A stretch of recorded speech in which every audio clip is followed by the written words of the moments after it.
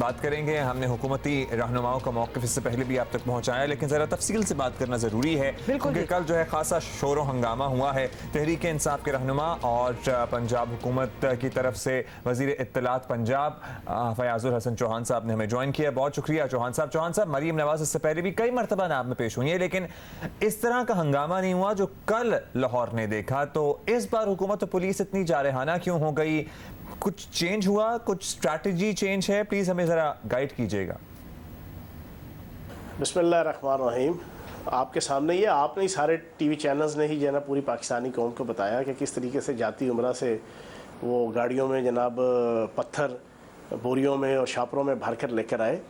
ये एक pre planned programme था और ये बुनियादी तौर पर बेगम सफदर अवान साहिबा की तरफ से अपने चचा शहबाज शरीफ साहब और अपने कज़न हमज़ा शहबाज साहब की सियासत के ऊपर ख़ुदकश हमला था। उन्हें पता था कि वो और उनके वालिद साहब तो सियासत से आउट हो गए, वो उनको अंदर से वो बुग़्ज़ और कीना और अनाद नहीं जा रहा कि मेरे चचा और मेरे कज़न ने हमारे पीठ पे खंजर घोंप कर अपनी सियासत चमकाई हुई है। तो वो उस सियासत को ख़राब करने के लिए उन्होंने कल ये हरकत की है और उसका अल्टीमेटली नुकसान मौजूदा नून लीग जो बाप बेटा प्राइवेट लिमिटेड है शहबाज शरीफ साहब की और हमज़ा शहबाज साहब की, ये उनके ऊपर ख़ुदकश हमला है और इंतहाई काबिल मज़म्मत है। और अब चांकिया की सियासत और कोयबल्स की और जनाब मैकावली की सियासत करने लगी हैं कि जनाब हमने नहीं किया, और मीडिया ने सब कुछ दिखा दिया है, सारा कुछ मीडिया ने दिखा दिया है। अब ये जितना झूठ बोलेंगी उतना मजीद रुसवा और जगहसाई इनके खाते में आएगी। अच्छा, फयाज साहब ने वैसे एक पूरे टीवी सोप सीरियल की ना कहानी बना दी है, खानदानी रिफ्ट की जो बयान की है ना, वो it was quite interesting. Fayaz sahab, Lahore में जो भी हुआ इसका नतीजा एक तो ये निकला कि कई माह से मुकम्मल खामोश मरीम नवाज भी बोल पड़ी और काफ़ी बोल पड़ी। मुसालहाना पॉलिसी इख्तियार किए हुए मुस्लिम लीग नून का अंदाज भी बदल गया है, ये भी आपको बड़ा वाज़ेह नजर आ गया होगा। तो क्या सियासी तौर पर मुस्लिम लीग नून का इस तरह मुतहर्रिक हो जाना आप लोगों का नुकसान नहीं होगा इस चीज़ से? ये मुस्लिम लीग नून मुतहर्रिक नहीं हुई, ये बेगम सफदर अवान ग्रुप जो है वो मुतहर्रिक हुआ और इसी बेगम सफदर अवान ग्रुप की वजह से ही नून लीग की सियासत का, आले शरीफ की सियासत का बेड़ा गर्क और सत्यानाश फिरा है।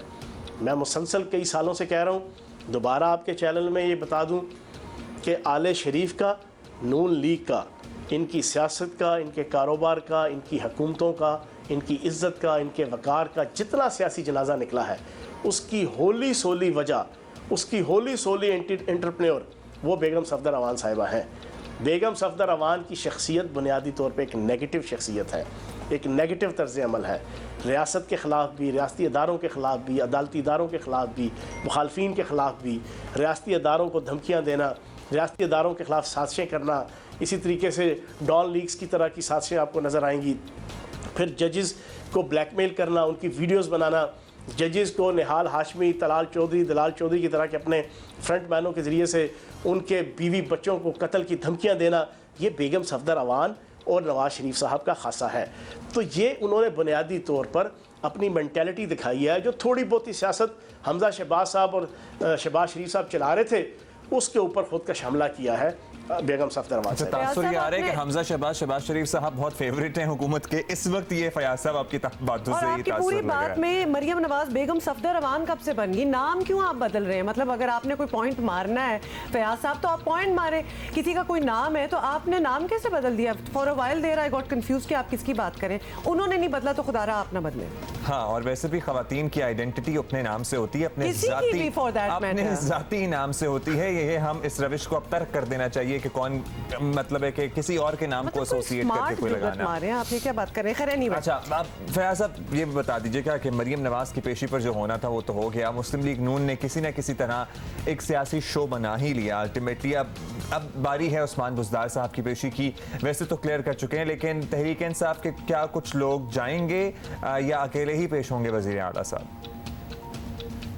अगर तो रुसवा होना एक सियासी शो है तो बड़ा ज़बरदस्त सियासी शो किया। अगर जग हसाई मोल लेना सियासी शो है तो फिर तो बड़ा ज़बरदस्त जनाब बेगम सफदर अवान और नून लीग ने शो किया। अगर जलील और रुसवा होना सियासी शो है तो फिर तो बड़ा ज़बरदस्त सियासी शो हुआ। अगर पाकिस्तान के मीडिया और पाकिस्तान की आवाम की नज़रों से गिरना सियासी शो है फिर तो बड़ा ज़बरदस्त बेगम सफदर अवान साहिबा ने शो किया। इतना ज़बरदस्त शो किया कि ख़ुद अब डिफेंसिव हुई हैं और तोजीहात पेश कर रही हैं, खुद भी और अपनी टीम के ज़रिए से भी, कि हमने तो कुछ नहीं किया, हमने तो ये नहीं किया, हमने तो वो नहीं किया, मैं तो ये करने गई थी, मैं तो वो करने गई थी। तो जनाब मीडिया ने तो सब कुछ दिखा दिया। अगर आप इसको सियासी शो कहते हैं तो अल्लाह पाक किसी को ऐसा सियासी शो नसीब ना करे। बाकी रह गई उस्मान बुज़दार साहब की, तो उस्मान बुज़दार साहब अकेले जाएंगे, नैब को एक इज़्ज़तदार अदारा समझते हुए और अपने आप को एक इज़्ज़तदार शख्सियत समझते हुए आराम से खामोशी से जाएंगे और जो जवाबात हैं वो दे के वापस आ जाएंगे। अच्छा, छोड़े सब कुछ, अब ये बता दें चौहान साहब कि नैब 10 मरतबा बुलाएगा तो 10 मरतबा जाऊंगा का ऐलान करने वाले उस्मान बुज़दार साहब नैब के इल्ज़ामात का जवाब देने आज ऑब्वियसली जाएंगे, लेकिन उन्हें हिदायत है कि नैब के खिलाफ कुछ नहीं बोलना। सरगोशी करने वाले तो अब कुछ हमें भी समझ नहीं आ रही कि आप लोगों की कानूनी टीम ने क्या तय किया है कि वो जा तो रहे हैं, तो क्या कुछ बात करनी है या खामोश? जनाब मुंह से जवाब देंगे। आपने क्या कैसे जवाब देंगे? मुंह से जवाब देंगे, इज़्ज़त से देंगे, एहतराम से देंगे, वक़ार से देंगे, डिग्निटी से देंगे, ग्रेसफुली देंगे। इसकी तरह जिस तरह मुँह काला किया है नून लीग ने, जिस तरीके से बेगम सफदर अमान साहिबा ने रुसवाई और जगहसाई अपने खाते में, अपने ख़ानदान के खाते में, अपनी पार्टी के खाते में लिखी है, इस तरह इंशाल्लाह नहीं करेंगे।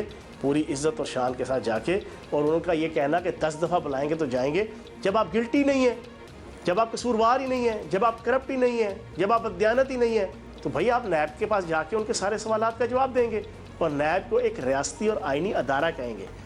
इनकी तरह नहीं कि जनाब 200 जनाब एकड़ ज़मीन जली। मतलब है अफसोस होता है कि प्रेस कॉन्फ्रेंस में मानी कि मेरी ज़मीन है, लीगल है। मैं शर्म से मारे कसम खुदा की, इनको तो शर्म नहीं आई, मुझे शर्म आ रही थी और मुझे इनका वो क्लिप मेरे नज़रों के सामने से गुजर रहा था कि मेरी लंदन तो क्या, मेरी तो पाकिस्तान में भी कोई प्रॉपर्टी नहीं है, ये कहाँ से प्रॉपर्टियाँ उठा के ले आते हैं। आज शर्म के मारे डूब मर जाना चाहिए था इन्हें कि आज उन 20 सैकड़ों प्रॉपर्टीज़ में से एक प्रॉपर्टी खुद अपने मुंह से तस्लीम कर रही है कि ये मेरी प्रॉपर्टी है। अगर ये ठीक है तो फिर बताएं वो क्या था कि जो इन्होंने कहा लंदन तो दूर की बात, मेरी पाकिस्तान में भी कोई प्रॉपर्टी नहीं है। और अगर ये सच है तो फिर साबित हुआ कि बेगम सफदर अमान साहिबा झूठी हैं और मक्कार हैं, और इनका पूरा ख़ानदान और इनकी सियासत जो है ना वो झूठ, मक्कारी और फरेबी के ऊपर मबनी है। अच्छा, आप ख़ानदान को भी आप ज़रा सेपरेट कर रहे हैं ना, हम तो पूरी एक शरीफ ख़ानदानी कंसिडर करते हैं। शुक्रिया आपका फयाज चौहान साहब। ये तो अराजी वाला मामला है जिसे आप कह रहे हैं कि इस पर शर्म आनी चाहिए। फॉर अ रिमाइंडर हम बता दें कि उस्मान बुज़दार साहब क्यों पेश होंगे, एक होटल को शराब का लाइसेंस दिलवाने में अपना असर और रसूख इस्तेमाल करने का इल्ज़ाम है। लेकिन वो बहुत ग्रेसफुली जाएंगे और बहुत वो डिसेंटली, और ये ग्रेसफुल इल्ज़ाम है और वो यकीनन होंगे। नहीं, इस इल्ज़ाम पे शर्म से डूब नहीं मरना चाहिए किसी चीज़ पे नहीं करना चाहिए। बात ये है कि ये जो चॉइस ऑफ वर्ड्स होते हैं ना, ये दे मैटर अ लॉट, और चौहान साहब आपको बड़ी अच्छी तरह पता है और इसीलिए माशाल्लाह आपने चुन चुन के बड़े अल्फाज यूज़ किए। एनीवे